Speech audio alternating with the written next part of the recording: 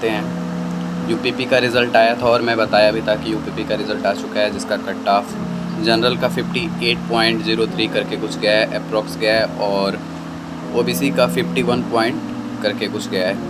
तो आप लोग को बस इतना बताना है कि अगर यूपीपी का देखें तो यूपीपी का कट ऑफ इतना हाई जा रहा है, जिसके बाद एक बंदा इतना मेहनत करके यूपीपी की नौकरी पाता है, और आप लोग को पता ही होगा कि उसका इज़्ज़त कितना मिलता है और उसकी वैल्यू कितनी होती है। एक इतना मतलब पढ़ने के बाद अगर किसी नासमझ किसी अनपढ़ नेता के पीछे तुम हिला के चलना पड़े तो ये तो मूर्खता होगी। हमें लगता है कि मतलब ये सही नहीं होता है।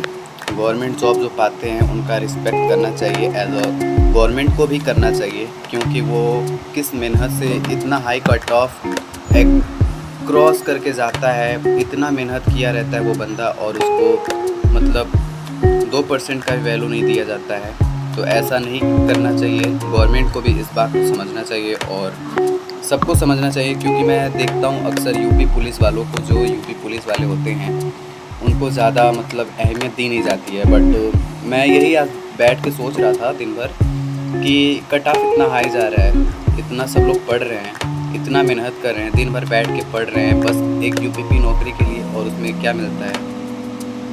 तो अगर हमसे बड़े लोग आ गए तो वो हमको गाली देंगे। ऐसा नहीं होना चाहिए ना भाई। हमने मेहनत की है उस पद के लिए। अगर आपके पास पैसा है तो हमने भी मेहनत की है भाई, तो हम किसी की गाली सुन नहीं सकते हैं, ठीक है?